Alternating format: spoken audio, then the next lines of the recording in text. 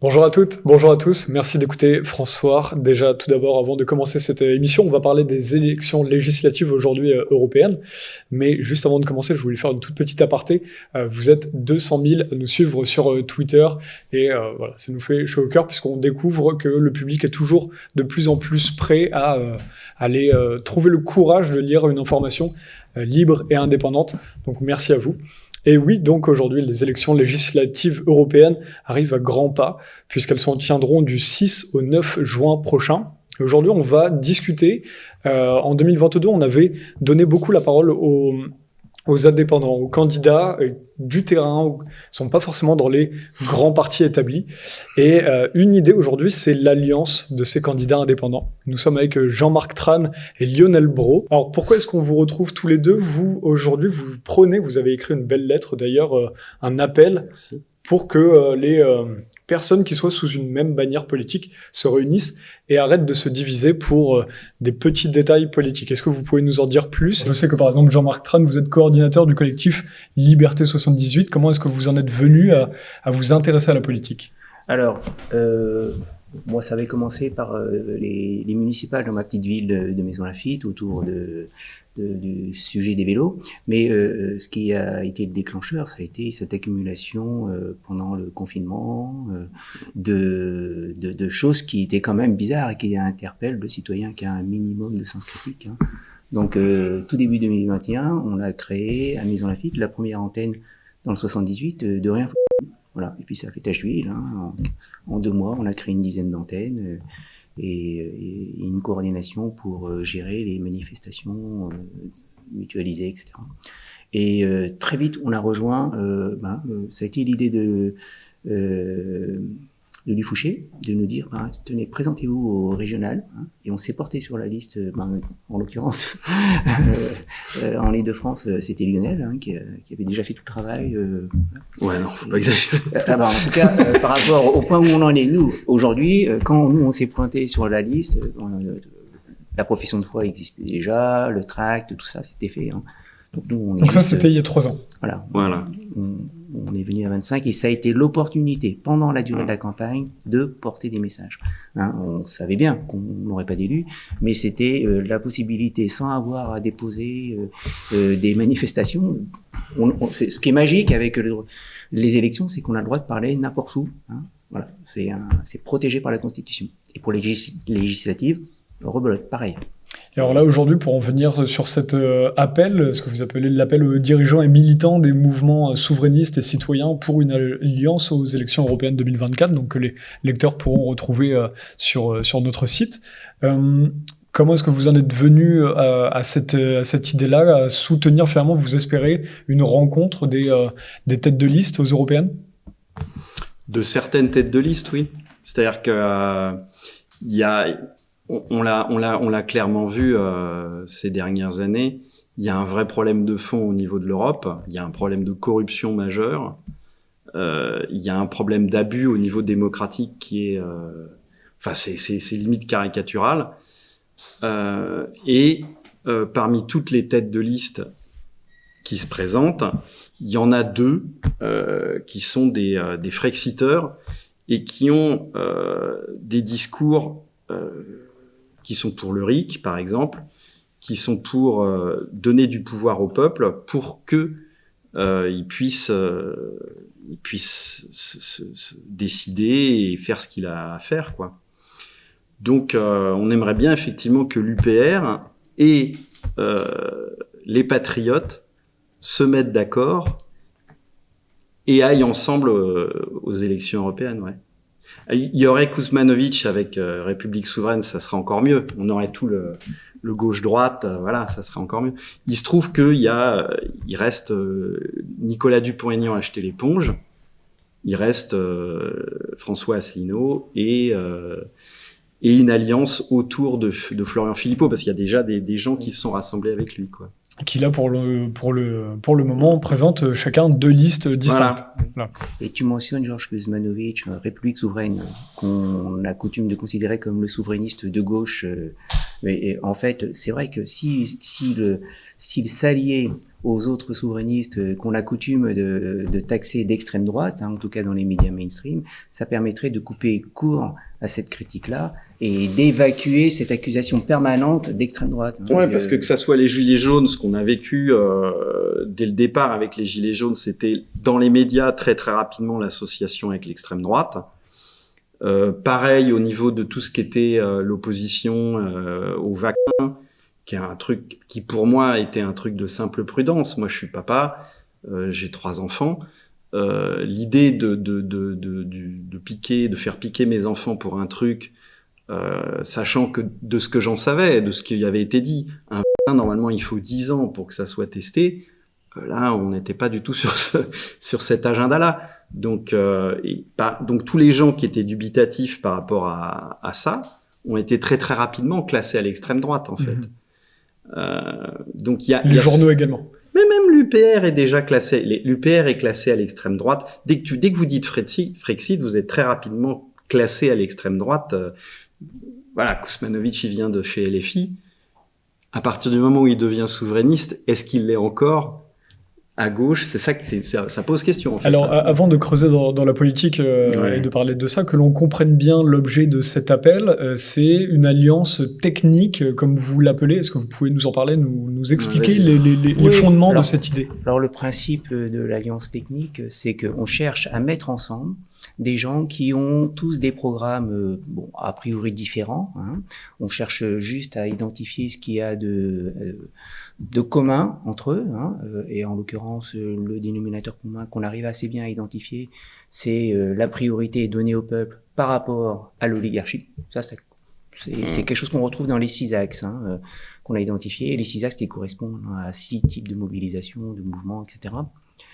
Et à partir de là, on leur demande juste, à partir du moment où ils sont capables de pas se taper dessus parce qu'ils sont pas foncièrement opposés sur un de ces sujets-là, eh bien, de faire équipe ensemble, voilà, pour franchir ensemble les fameux seuils des 3% pour se faire rembourser et de 5% pour avoir des élus. Alors oui, pouvez-vous rappeler rapidement, parce que les gens, en France, on sait qu'il n'y a pas une grande culture des législatives européennes. Il faut rappeler qu'il y a 10 ans, en 2014, c'était les avant-dernières élections, il y avait 56% d'abstention.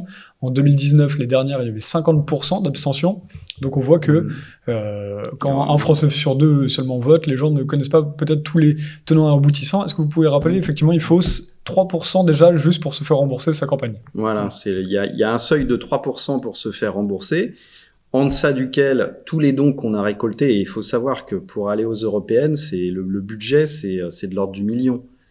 Donc ça veut dire si on n'est pas remboursé, si on prend le risque bille en tête d'aller se présenter avec l'argent d'autrui, en fait, c'est pas son argent, c'est l'argent des adhérents, par exemple. Des adhérents ou des gens qui, à un moment ou à un autre, ont fait un don.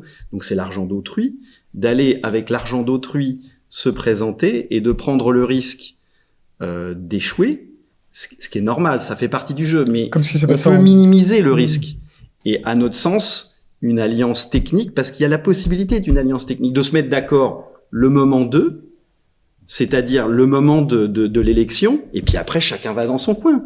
C'est-à-dire on se met d'accord dans un cadre très précis qui est celui de l'élection européenne, qui rend la chose possible. C'est une élection avec un seul tour, c'est-à-dire que il y a pas 2 tours, il y a pas de stratégie politicienne, on peut y aller direct. Et on se met d'accord, comme ça tous les gens qui sont sensibles à l'idée du Frexit, c'est simple, il y a plus qu'une seule liste. À partir du moment où il y a plus qu'une seule liste, dans le contexte actuel, ça clarifie beaucoup de choses pour les gens. Ça va éviter qu'il y ait des gens qui aillent d'un côté ou qui aillent de l'autre. Ça permet de se concentrer. Ce qu'il faut bien comprendre, que les gens comprennent, c'est que juste avec les 5%, en faisant 5%, par exemple... On a 5 élus. Et là, ici, il faut ça pour avoir des sièges. C'est un scrutin sinon, il n'y a rien. Voilà. C'est soit il y a 5% et on a au minimum 5 élus. Et après, si on fait moins de 5%, proportionnel. Et si on a moins de 5%, on n'a rien. C'est ce qui s'est passé. Il faut bien comprendre que là, depuis les élections de 2019, il y a à peu près 6 groupes qui ont des sièges avec, ce sont les grands partis. Mais c'est ça, Voilà, c'est toujours les le mêmes. PS, LFI, les Républicains, Renaissance, les Verts qui ont 13 sièges, ce sont le RN et Renaissance qui ont le plus de sièges. Donc oui, donc ça pourrait permettre effectivement, en fait, on pourrait même étendre votre idée à avoir plus tous les indépendants finalement, des sièges pour les indépendants. Mais tout à fait, tout ce qui est mouvement citoyen, parce qu'en fait, il y a pas 36 000 candidats qui sont pro-RIC, en fait. Des gens qui sont pour le RIC, il y a LFI d'un côté, je crois, qui sont encore pour le RIC, mais c'est à peu près tout, en fait. Sinon, ELV, je crois qu'ils non. Je suis pas sûr. Donc le référendum d'initiative citoyenne. D'initiative citoyenne. Mais en fait, c'est un marqueur. Par exemple, le RIC, c'est un marqueur des gens qui sont prêts à redonner de la souveraineté au peuple. Parce que finalement, on est dans quoi ? En ce moment, on est dans quelque chose de super pyramidal, complètement vertical, limite tyrannique. Pour moi, on est dans la tyrannie depuis un moment. Oui, bon. Oui, à chaque fois que Macron dit c'est le peuple qui a décidé, c'est juste que c'est le peuple qui, à un instant donné, avec des scrutins qui donnent la part belle aux calculs politiques, etc., il y a eu des députés. Voilà. Et des députés qui, chacun d'ailleurs, dans sa circonscription, est élu au suffrage majoritaire. Donc, c'est pas le reflet du pourcentage d'inscrits au niveau national. Il y a eu 2 votes hyper importants qui concernent la censure en France. D'un côté comme de l'autre, les 2 oppositions majeures, c'est-à-dire le RN et LFI, ils étaient quasiment absents pour la moitié, quoi. C'est hallucinant. Moi, je trouve ça. Mais ce qui est terrible, c'est que ce sont des appareils politiques qui finalement donnent des consignes à chacun de leurs députés. Alors nous, on a l'habitude de parler des députés godillots, mais effectivement, c'est important d'avoir des gens qui défendent nos idées. Et actuellement, ce sont des appareils qui dictent tout.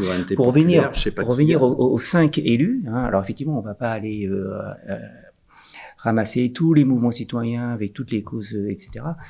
Mais déjà, ceux qui sont à peu près en phase avec le socle commun de donner la priorité au peuple, notamment à travers du RIC, par rapport à l'oligarchie. L'oligarchie, on la retrouve dans tout ce qui... On la retrouve derrière... Ceux qui possèdent les médias, voilà, c'est À partir du moment où il y a un nombre réduit de mouvements qui s'allient pour faire un accord technique, eh bien, allez, mettons 5 mouvements, chacun aura au moins un député. Il vaut mieux avoir un député pendant 5 ans, avec 3 ou 4 assistants parlementaires, ça donne quand même une sacrée force de frappe, plutôt que 0.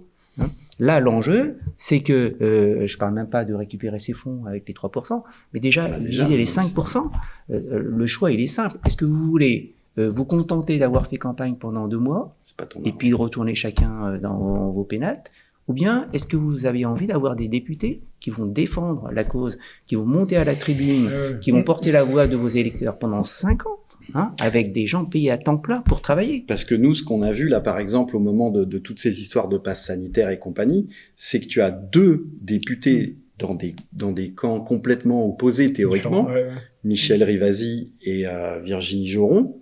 Donc en fait, c'est une élue RN et une élue ELV qui ont passé leur temps au niveau de la France, pour les députés français, à bosser ensemble. C'est surtout ces 2 femmes-là qu'on a vues. Michel Rivasi, là, est décédé.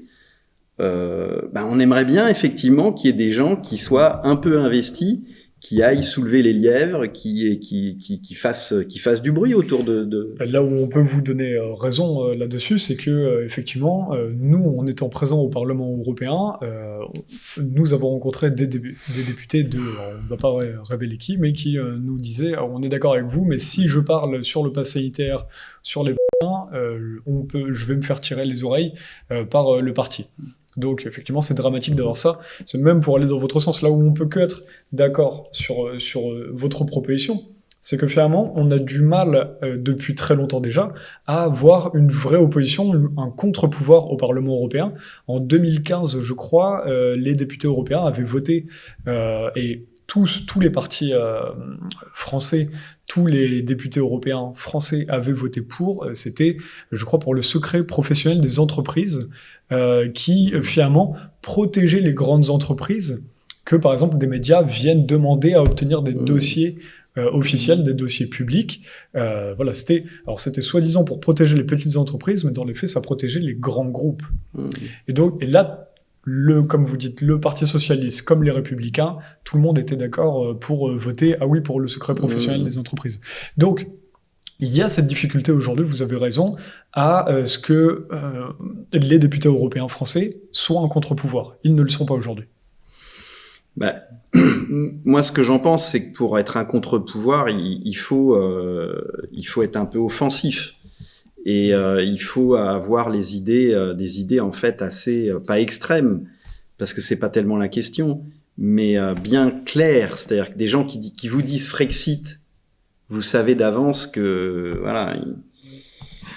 Alors Frexit, ça a tendance, c'est un peu comme extrême droite, ça a tendance à être utilisé comme un gros mot. Complotiste, c'est un gros mot. Frexit, c'est devenu un gros mot. Alors qu'est-ce que vous entendez par Frexit les médias mainstream ont tendance à pousser l'idée que Frexit est un gros mot, que ce sont des inconscients, alors qu'en fait... Alors, ce qu'on dit souvent, c'est dans les médias mainstream, ce qu'ils disent souvent, c'est que c'est un rejet de la communauté européenne et de faire une identité européenne.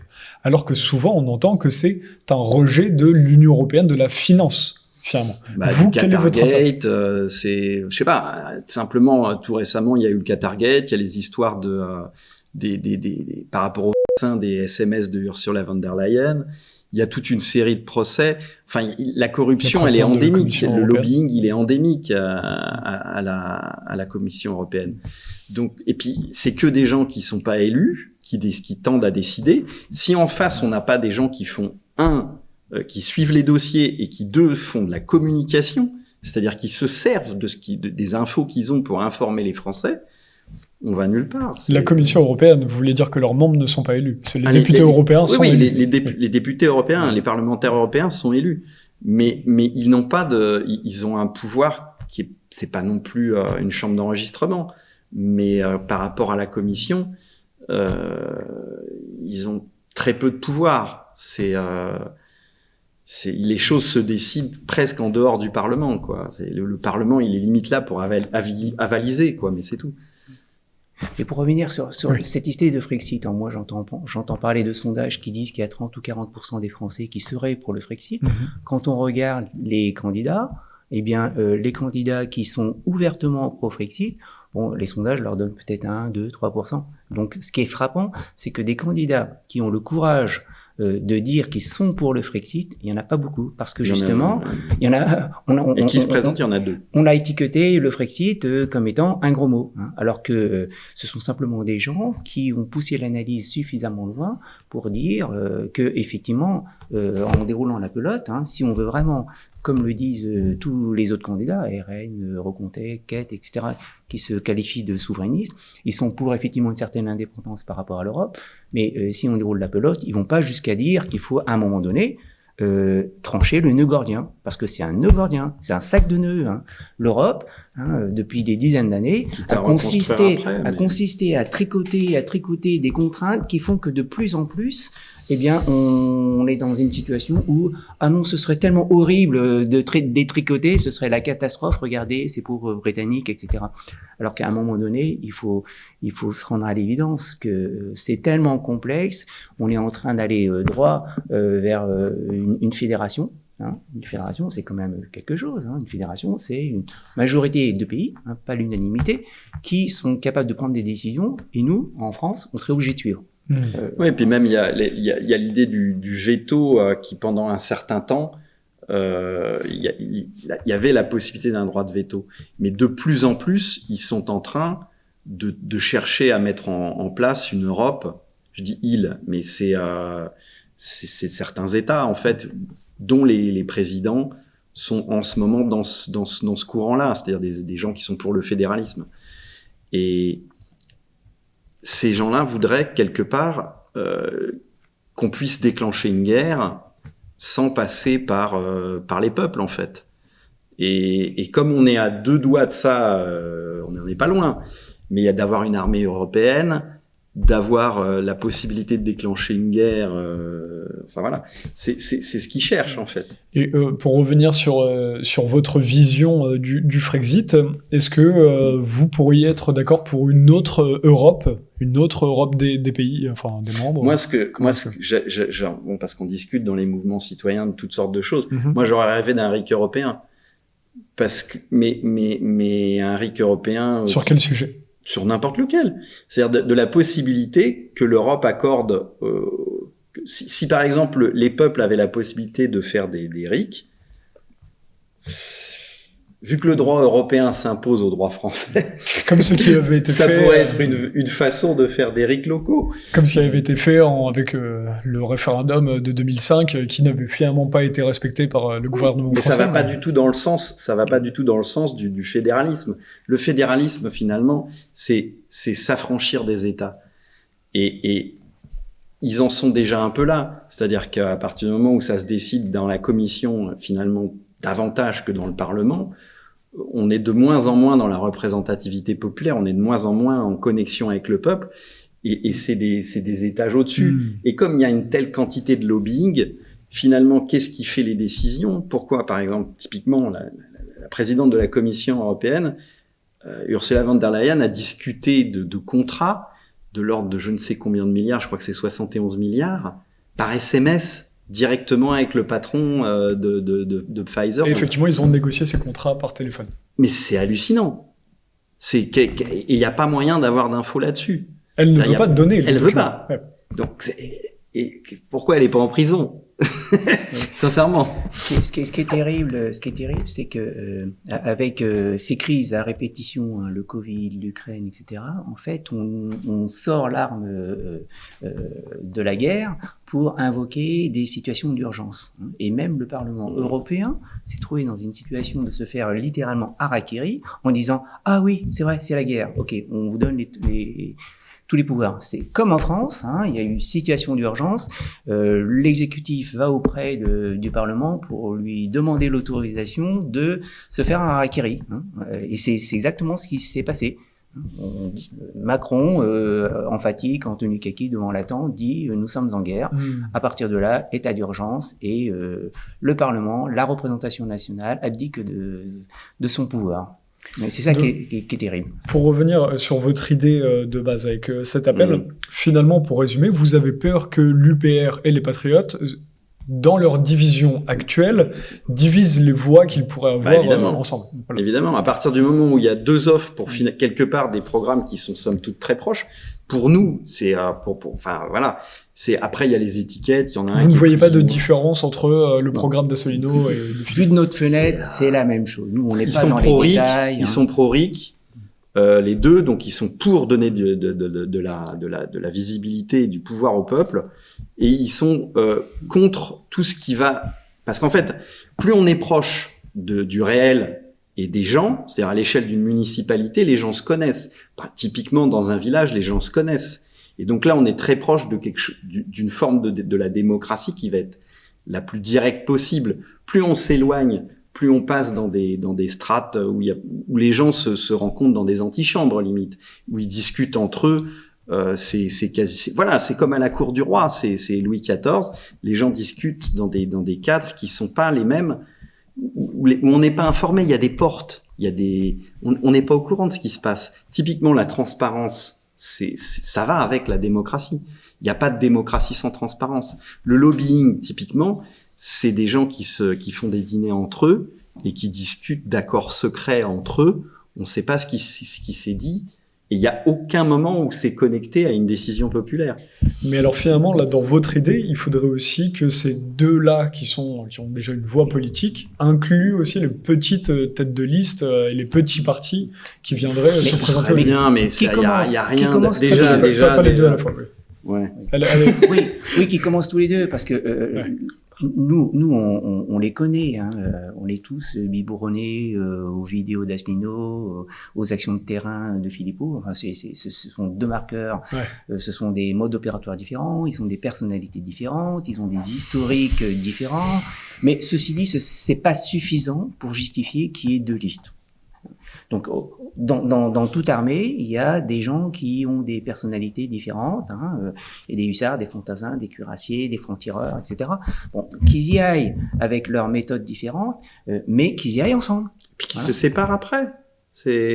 Voilà, une fois que c'est fait, ils retournent chacun. Qui se tirent pas dans les pattes les uns les autres. Mais au moment T, c'est-à-dire que ces gars-là parlent de CNR, ils prennent l'exemple de la résistance, du Conseil national de la résistance. Mais typiquement, le CNR, c'est le moment où tu as des communistes, des nationalistes de toutes sortes, des royalistes, qui se retrouvent et qui combattent ensemble et qui se mettent d'accord pour un programme. C'est ça la résistance, c'est pas autre chose.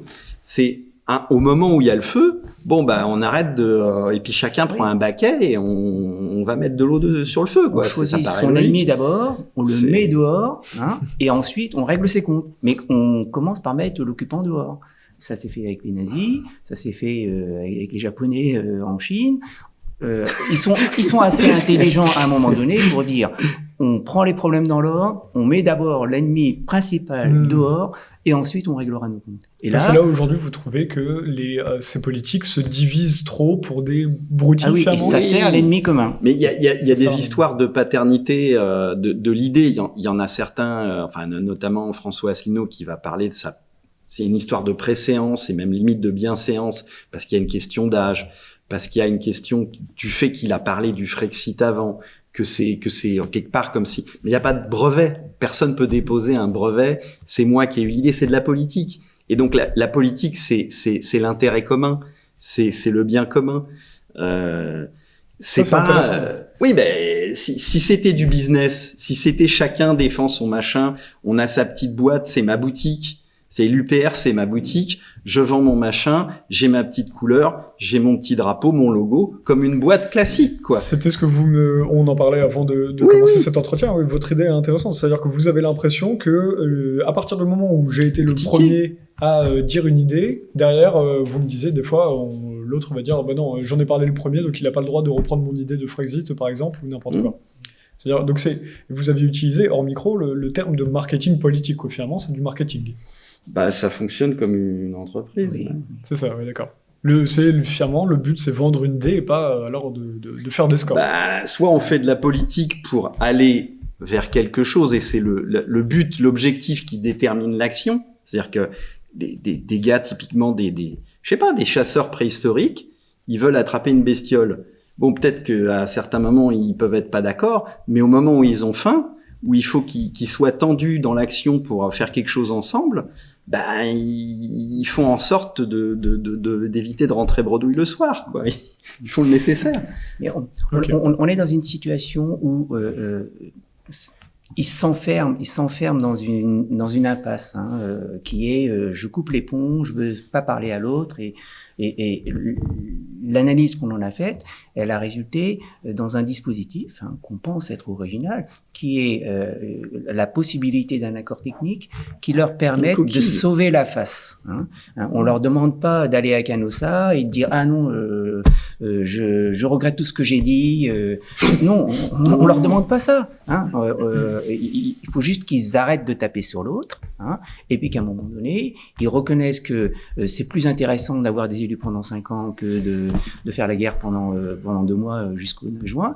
Et à partir de là, de dire oui, effectivement, la coquille vide qu'on propose, c'est un accord technique. Chacun continue avec ses spécificités, son histoire, son programme. Enfin, le programme, en l'occurrence, il est très similaire. Mais là, ça s'appliquera avec les mouvements citoyens. Mais chacun garde son identité, son logo, etc. Il y a juste que ils ont la même profession de foi et un bulletin de vote commun. Et que les gens qui sont quand même très partagés, parce que nous, on se dit, mince, pour qui on va voter en finale? On va le tirer au dé, finalement. C'est comme ça que ça va se faire. Non, mais surtout, le problème, c'est que tu rentres dans des logiques. Est-ce que, tu vois, vraiment des logiques politiciennes d'optimisation? Tu te dis, voilà, t'en as 2. Mais lequel va faire le plus gros score? Est-ce que ça va être plutôt les Patriotes? Est-ce que ça va être plutôt l'UPR? Du coup, lequel je pousse?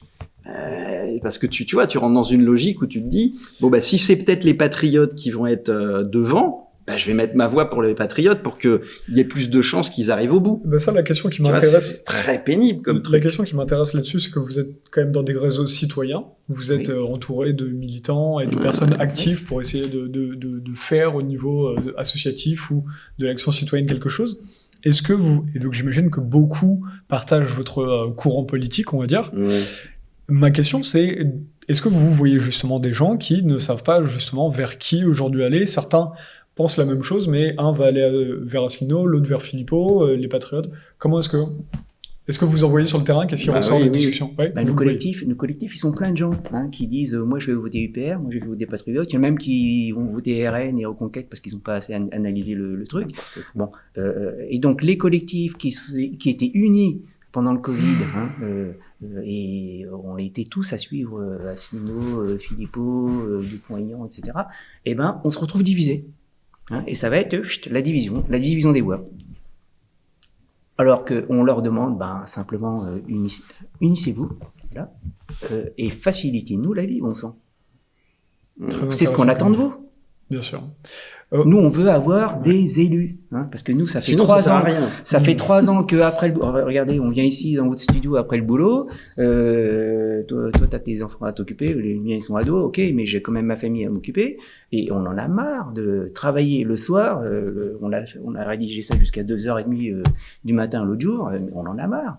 On leur demande juste, faites votre boulot, envoyez-nous des députés, des assistants parlementaires, et puis qui feront le job, parce que nous, c'est pas notre boulot de faire ça. Et nous, on fait le boulot à votre place, là. C'est la sensation. En fait, c'est un peu... Il y a un côté... C'est triste à dire, mais il y a un côté infantile pour moi dans l'entêtement. C'est-à-dire qu'il y a un moment où... c'est presque de l'ordre du caprice. C'est-à-dire que... alors après, effectivement, il y a la peur d'être associé à l'extrême droite, parce que, par exemple, les patriotes, il y a un côté... extrême droite, vu que l'historique de Philippot, personnellement, lui, il est ancien secrétaire national du RN, etc. Mais en fait, l'UPR est classé à l'extrême droite depuis très longtemps. Les gens pour qui ça compte le plus et qui vont éventuellement voter par un réflexe antifasciste, ça fait longtemps que Asselineau, depuis 2007, limite, quoi, qu'il est classé à l'extrême droite, en fait. Donc, bon. On leur demande pas grand-chose, on leur demande pas de se renier, on leur demande juste de se rencontrer. Voilà. Si le résultat de notre pétition, de notre tribune, ça peut être qu'ils se rencontrent, et que sans arrière-pensée, sans accusation mutuelle, l'autre cherche à me bouffer, etc., qu'ils se rencontrent, qu'ils fassent cet accord technique, qu'ils comprennent, et ils l'ont forcément compris, sauf qu'ils sont en train de s'enfermer dans des voies de non-retour, et qu'ils arrêtent ce réflexe suicidaire, qu'ils s'arrêtent, qu'ils recausent ensemble, qu'ils nous prennent un accord technique, on est prêt à les aider. Il y a des mouvements politiques. Par exemple, Jacques Cheminade, il serait prêt à nous aider là-dedans. Hormis leur dire stop, mettez-vous d'accord. Je pense qu'ils sont capables de le faire. Mais c'est pas compliqué. Et même s'il faut imaginer un schéma dans le dispositif, c'est on répartit le nombre de places dans les 81. Au prorata, soit du nombre d'adhérents affichés, soit au nombre de sympathisants dans les mouvements sociaux, soit aux apports financiers, soit au score démontré aux élections précédentes, soit alors quelque chose qui serait au mérite. Là, on est dans la méritocratie républicaine. Le nombre d'actions de communication. Sur le paternité sur l'idée du Frexit. Voilà. Bon, il aurait quelques points. Et puis l'ENES, à la limite, Asselineau tête de liste. Super. Il est tête de liste. Tac. Philippot, du coup, arriverait 3e. Mais ça risque d'être la foire d'empoigne. Nous, on n'a pas à décider pour eux. Si vraiment c'est un problème, si vraiment la tête de liste est un problème, on a même imaginé de la tirer au sort, la tête de liste, parce que dans les mouvements citoyens, il y a aussi la technique du tirage au sort qui évite le crépage de chignon stérile. Donc c'est pas plus infamant. Le tirage au sort, statistiquement, il est productif. Il donne. Demander. mais si effectivement ils sont pas prêts à ça, on est même prêt à proposer qu'il y ait une personnalité tierce qui serait reconnue, hein, qui évite effectivement, ça éviterait les guerres Dupont-Aignan, qui a eu l'élégance de jeter ou alors quelqu'un d'inconnu, peut-être une femme qui se désisterait, hein, juste pendant la campagne, une tête de liste qui permet d'évacuer le problème de la tête de liste. Et puis une fois que les élections sont passées, qu'ils sont tous élus, cette tête de liste peut se retirer et on fait remonter les 5 suivants. Il y a plein de solutions possibles. L'important étant d'éviter l'échec collectif, quoi. C'est tout. Il faut juste être ouvert à l'imagination et voilà, ouvert, et puis avoir en tête l'intérêt commun. Merci à vous deux, en tout cas, d'avoir pris le temps de venir nous expliquer votre idée, qui est effectivement intéressante dans un contexte où, aujourd'hui, de voir qu'il y a aussi peu de contre-pouvoir au Parlement européen, c'est à ça que servent les représentants du peuple, comme les députés européens, normalement. Donc, on espère que votre idée sera entendue, et on était ravis de pouvoir être le relais de ça aujourd'hui. Merci. Qu'est-ce qu'on peut vous souhaiter d'autres choses dans le futur avec vos projets citoyens, avec Réinfo les municipales. Les municipales, après. Un maximum de mairies. C'est votre prochain objectif dans le futur. Et avec tous les mouvements citoyens qui ont émergé ces dernières années, je peux vous dire que des collectifs, des gens sur le terrain qui en veulent, il y en a beaucoup, hein, en dehors des états-majors, des partis constitués. Il y a plein de collectifs citoyens partout qui ne demandent qu'une chose, c'est que on plante déjà ce pilier vertical, là, des partis souverainistes. Et une fois que ce pilier sera bien ancré, il y a plein de mouvements qui viendront s'y mettre.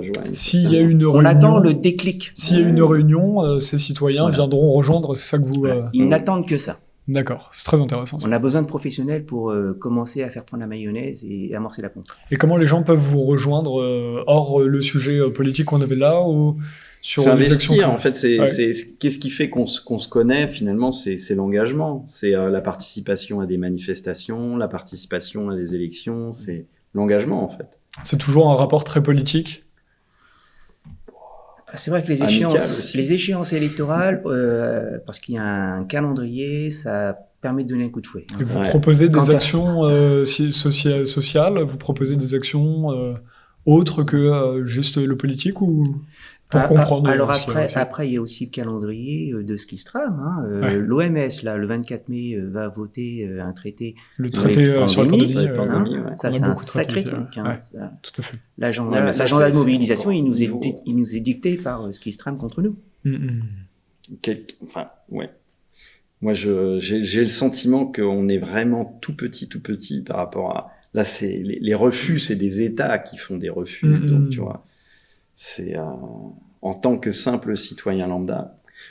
Pour moi, le vrai prochain objectif, c'est les municipales. C'est à ce moment-là, parce qu'en fait, ce qui a manqué au moment juste après les Gilets jaunes auraient dû se présenter massivement aux municipales, et ça aurait permis d'enchaîner autre chose derrière. Parce que un candidat comme François Asselineau, il a pas réussi à se présenter dernièrement. On en a vu quelques-uns, mais c'était dans des petites communes. C'est très difficile si tu n'as pas tes 500 signatures. Tu vas nulle part, en fait. C'est une élection qui est difficile. Alors que là, on a une opportunité avec les européennes. Il y a la porte qui s'en trouve. Il faut mettre le pied dans la porte. Parce que si on le fait pas, la porte, elle se refermera et on se retrouvera comme des cons avec nos manifs, nos pétitions, nos actions en justice. Alors que si on a le pied dans la porte, on entre dans la place. Et là, on a des députés, on a des assistants parlementaires qui se font remettre les dossiers, qui peuvent les étudier, qui peuvent lever les lièvres, comme le disait Lionel. Et voilà, on a le choix entre rester devant la porte fermée ou rentrer dans la place. Merci à vous deux, une nouvelle fois, d'être venus sur ce plateau. C'était très clair et c'était très intéressant de voir un projet constructif, tout ce qui peut aller vers des alliances et éviter les divisions, puisqu'aujourd'hui, beaucoup de beaux projets meurent juste à cause de simples divisions pour de petits trucs, alors que quand on a des valeurs communes, comme vous le disiez, il faut s'intéresser à ce qu'il y a de plus grand. Merci encore à vous deux et merci à vous d'avoir suivi cette émission et n'hésitez pas à aller sur francoir.fr/soutien pour les dons. On le rappelle, François ne survit que grâce à vous, donc on a besoin de vous, on avance tous ensemble et n'hésitez pas à adhérer à Liberté 78, le collectif. ou les partis souverainistes, ou en tout cas venir effectivement participer à toutes les actions de terrain. Voilà, vous êtes les agora organisées par Lionel, parce que ça c'est vraiment vous êtes en collectif du département des Yvelines. Ouais, moi je suis parisien, mais Okay. il n'y a aucun rapport. Comme quoi c'est la rencontre des citoyens entre eux. Oui, on se connaît. Très bien.